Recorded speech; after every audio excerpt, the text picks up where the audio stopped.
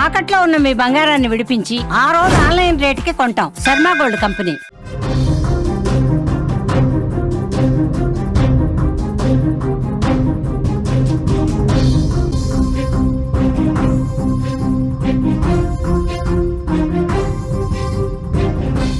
భద్రాద్రి కొత్తగూడెం జిల్లాలో దారుణం జరిగింది. యువతి ప్రాణం తీశాయి పెళ్లి చూపులు. గుడికి వెళదామని నమ్మించి ఓయో రూమ్కి తీసుకెళ్లాడు. శారీరకంగా లోబరుచుకున్నాడు కాబోయే భర్త. వేధింపులు భరించలేక యువతి ఆత్మహత్యకు పాల్పడింది. ఒంటిపై గాయాలతో కుటుంబీకులకు అనుమానం వచ్చింది. యువకుడిపై కేసు నమోదు చేశారు పోలీసులు. దర్యాప్తు చేస్తున్నారు. అసలు రోజు రోజుకి అఘాయిత్యాలు, నేరాలనేవి చాలా భయపెడుతున్నాయి. ఎక్కడ చూసినా ఇలాంటివే కనిపిస్తున్నాయి. పెళ్లి పేరుతో జరుగుతున్న వేధింపులు, ఆ తర్వాత చోటు చేసుకుంటున్న విషాదాలు చూస్తుంటే నిజంగా ఈ సమాజంలో ఇలాంటి దరిద్రులు ఇంకా ఉన్నారా అనిపిస్తుంది. తాజాగా భద్రాద్రి కొత్తగూడెం జిల్లాలో జరిగిన ఒక సంఘటన దీనికి నిదర్శనం. పెళ్లి చూపుల పేరుతో జరిగిన పరిచయం ఒక యువతి ప్రాణాలు తీసింది. భద్రాద్రి కొత్తగూడెం జిల్లా టేకులపల్లి మండలం వెంకటయ్య తండాకు చెందిన తుల్లిక శ్రీకి లక్ష్మీదేవపల్లి మండలం సీతారాంపురానికి చెందిన బిచ్చాతో 3 నెలల క్రితం పెళ్లి చూపులయ్యాయి. ఇద్దరు ఇష్టపడటంతో వారి కుటుంబాలు కూడా నిశ్చితార్థానికి రెడీ అయ్యారు. నిశ్చితార్థానికి ముందే అంతా విషాదంగా మారింది. గుడికి వెళదామని బిచ్చా కోరడంతో తుల్లిక శ్రీ కుటుంబ సభ్యులు ఏమాత్రం ఆలోచించకుండా అంగీకరించారు. కాబోయే అల్లుడే కదా, ఎలాగో పెళ్ళవుతుంది కదా, ఆ నమ్మకంతో కాబోయే అల్లుడని చెప్పి పంపిస్తే వాళ్ళ నమ్మకాన్ని వమ్ము చేశాడు. ఆ యువతి జీవితాన్ని నాశనం చేశాడు. తుల్లికను గుడికి తీసుకెళ్తానని చెప్పి భద్రాచలం తీసుకెళ్లాడు బిచ్చ. ఆమెను ఒక ఓయో రూమ్కి తీసుకెళ్లాడు. ఇద్దరం ఎలాగో పెళ్లి చేసుకుంటున్నాం, ఇద్దరం ఎలాగో కలిసే బతికేది అని నమ్మించాడు. బలవంతంగా శారీరకంగా లోబరుచుకునే ప్రయత్నం చేశాడు.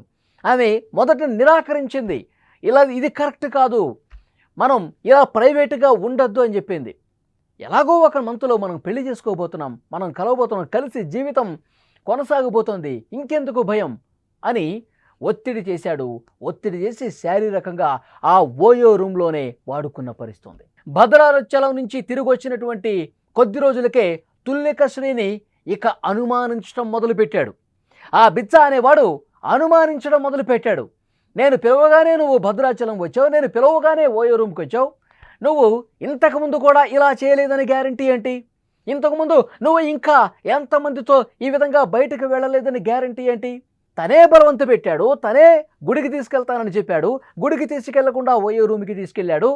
ఇప్పుడు పూర్తిగా పని అయిపోయిన తర్వాత శారీరకంగా ఆ పాపని లోబర్చుకున్న తర్వాత తుల్లిక శ్రీని ఇప్పుడు మాట మార్చేశాడు, ప్లేటు ఫిరాయించేశాడు, ముఖం చాటేశాడు. నేను నిన్ను పెళ్లి చేసుకోను, నాకు నువ్వు వద్దు, నువ్వు ఇప్పుడే ఈ విధంగా ఉంటే నువ్వు గతంలో ఏం చేసుంటావు, ఎంతమందితో వెళ్ళుంటావు అంటూ ఈ విధంగా మానసికంగా వేధింపులకు గురి చేశాడు బిచ్చ అనే వెధవ.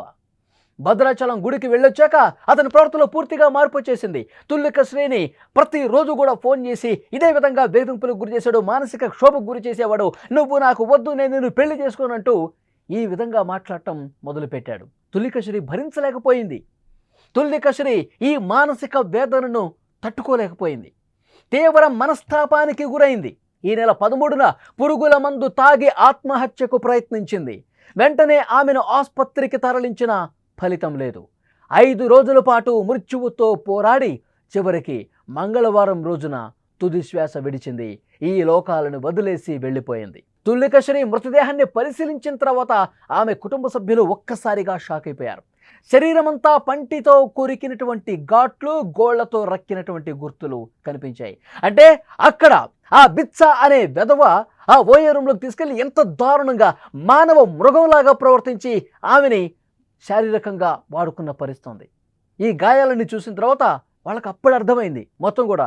అంటే ఈమె ఎందుకు ఆత్మహత్యకు పాల్పడింది, ఎందుకు పురుగుల మందు తాగి జీవితాన్ని వదిలేసుకోవాలని ఎందుకు వచ్చిందంటే తను పూర్తిగా శరీరాన్ని కాబోయే భర్త కదా అని చెప్పి అతను బలవంత పెడితేనే అర్పించుకున్న తుల్లిక శ్రీ ఇక ముఖం చాటేయడంతో నా జీవితం మొత్తం నాశనం అయిపోయింది, బిచ్చ అనేవాడు నా జీవితాన్ని పూర్తిగా లేకుండా చేశాడని భావించి మనస్తాపానికి గురై ఇక అదే ఆలోచనలో ఉండి నిద్రలేని రాత్రులు గడిపి ఇక నా జీవితం అయిపోయిందంటూ ఆమె ఆత్మహత్యాయత్నం చేసింది. తర్వాత పురుగుల మందు తాగిన తర్వాత 5 రోజుల పాటు మృత్యువుతో పోరాడింది. ఎంత దారుణం చూడండి. తమ కూతురి మరణానికి కారణం ఆ బిచ్చానే, అతడి వేధింపుల వల్లే మా పాప చనిపోయిందంటూ కుటుంబ సభ్యులు ప్రస్తుతం ఆందోళన చేస్తున్నారు. పోలీసులకు కంప్లైంట్ ఇచ్చారు. పోలీసులు దర్యాప్తు చేస్తున్నారు. మొత్తం విషయం బయటకు వచ్చింది. అతడు ఓయో రూమ్కి తీసుకెళ్ళింది, ఓయో రూమ్లో చేసింది మొత్తం కూడా నిజమే అని పోలీసులు విచారణ చేస్తుంటే వాస్తవాలు బయటకు వస్తూ ఉన్నాయి. తుల్లిక శ్రీ అంతిమ యాత్ర జరుగుతున్నటువంటి సందర్భంలో కూడా పెద్ద ఎత్తున అక్కడున్న గ్రామస్తులు కూడా ఆందోళన చేస్తున్నటువంటి పరిస్థితి ఉంది. తుల్లిక శ్రీ అంతిమ యాత్ర సమయంలో ఏ విధంగా పరిస్థితి ఉందో, ఆ గ్రామంలో ఎంతటి విషాదం నెలకొందో కూడా కనిపించినటువంటి పరిస్థితి ఉంది. నిజంగా ఇలాంటి మానవ మృగాల్ని ఏం చేయాలి? ఇలాంటి వెధవల్ని ఏం చేయాలి? నువ్వంటే నాకు ఇష్టం, నేను నిన్ను పెళ్లి చేసుకుంటున్నాను, మన ఎంగేజ్మెంట్ కూడా అయిపోయింది, ఇక జీవితాంతం మనిద్దరం కలిసి ఉండాలి, ఇప్పుడు కలిస్తే తప్పేంటని చెప్పి కామంతో కళ్ళు ముసుగుపోయి ఒక ప్రైవేట్ లాడ్జ్లోకి ఓయోకి తీసుకెళ్ళి చాలా అమానుషంగా ప్రవర్తించిన పరిస్థితి. ఎందుకంటే ఆమె శరీరం చూసిన తర్వాత, పోస్ట్ మార్టంలో బయటపడ్డ విషయాలు చూసిన తర్వాత ఆ బిచ్చా అనేవాడు ఎంత దారుణంగా ప్రవర్తించాడన్నది కూడా అర్థమవుతుంది. ఇలాంటి మానవ మృగాల్ని, ఇలాంటి కొవ్వు పట్టిన వెధవల్ని ఏం చేయాలి? అంటే తన పని అయిపోయింది కాబట్టి ఇక పెళ్లి నుంచి తప్పించుకుందాం అనుకున్నాడు. ఓయో రూమ్లో కలిసా నీకు అయిపోయింది, తన చాప్టర్ క్లోజ్, ఇంకా వేరే వాళ్ళతో మనం వ్యవహారం నడిపించాలి, ఈ అమ్మాయిని వదిలించుకోవాలి, ఇంకొకళ్ళు చూసుకోవాలి. ఇదే కదా వాడి ఆలోచన ధోరణి, ఇదే కదా వాడి మానసిక స్థితి. సో డెఫినెట్గా అతని మీద చాలా కఠినంగా వ్యవహరించాల్సిన అవసరం ఉంది. బిచ్చాని జైల్లో పెట్టి మేపటం కాదు, అలాంటి వెధవల్ని ఇంకా కఠినంగా శిక్షించాలని చెప్పి ఆ కుటుంబ సభ్యులు ప్రస్తుతం డిమాండ్ చేస్తున్నారు. కన్న కూతురిని వాళ్ళు కోల్పోయి చాలా బాధలో ఉన్నారు. నిజంగా ఎంగేజ్మెంట్ అయిపోయింది, రేపు పెళ్ళి అవుతుంది, కూతురు బాగుంటుంది లైఫ్ అని చెప్పి వాళ్ళందరూ భావించారు. కానీ ఇలా అర్ధాంతరంగా వదిలేసి వెళ్ళిపోయి కడుపు కోత మిగులుస్తుంది చెప్పి ఎవరు భావించలా ఆ కుటుంబ సభ్యులు. అంటే అక్కడ పెళ్లి చూపులు అయిపోయాయి, అప్పుడు పరిచయం ఏర్పడింది, కాబోయే భార్యాభర్తలు వాళ్ళు మాట్లాడుకుంటారు కదా, వాళ్ళు కలిసి అటు గుడికో ఇట్లా సరదాగా వెళ్ళొస్తారు కదా అని చెప్పి అనుకున్నారే తప్పించి ఇంత దారుణం జరిగిపోతుంది, నా కూతుర్ని ఈ విధంగా అన్యాయం చేస్తాడు, మానసికంగా ఇంత క్షోభకు గురి చేస్తాడని చెప్పి తల్లిదండ్రులు భావించాల. కానీ ఇది నిజంగా ఒక హెచ్చరిక లాంటిది తల్లిదండ్రులకు కూడా. ఎందుకంటే పెళ్లి చూపులు అయిపోయాయి కదా అని చెప్పి వాళ్ళని స్వేచ్ఛగా వదిలేస్తే ఇలాంటి దారుణాలే జరుగుతాయి అనటానికి ఒక నిదర్శనంగా నిలిచింది. అందరూ కూడా అలర్ట్గా ఉండాల్సిన అవసరం ఉంది. ఇలాంటి ఘటనలే అట్లా ఇప్పుడు ప్రస్తుతం ఉన్నటువంటి కొంతమంది మానసిక పరిస్థితి, వాళ్ళు ఏ విధంగా ఆలోచిస్తున్నారు, వాళ్ళ చేష్టలు ఏ విధంగా ఉన్నాయి, వాళ్ళ ప్రవర్తనలు ఏ విధంగా ఉంటున్నది ఇలాంటి ఘటనలే నిదర్శనంగా కనిపిస్తాయి. సో డెఫినెట్గా ఆ మానవ మృగాన్ని, ఆ బిచ్చ అనే వాడిని చాలా కఠినంగా శిక్షించాలనుకుంటున్నారు పోలీసులు. దర్యాప్తులో వాస్తవాలన్నీ కూడా ఒక్కొక్కటిగా వెలుగులోకి వస్తున్నాయి. ఈ వీడియో చూస్తున్న వాళ్ళు స్పందించండి. ఆ బిచ్చ అనేవాడు వాడి పట్ల వాడిని నమ్మింది, తుల్లిక శ్రీ వాడిని నమ్మింది కాబట్టే ఓయోకి ఓయోకి వెళ్దామంటే కూడా వెంట నడిచింది. కానీ ఆ నమ్మకాన్ని వాడు వమ్ము చేశాడు కదా. ఇలాంటి వాళ్ళను ఉద్దేశించి మీరు ఏం చెప్తారు?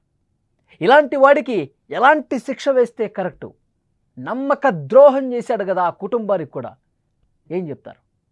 తప్పకుండా కామెంట్ రూపంలో తెలియజేయండి.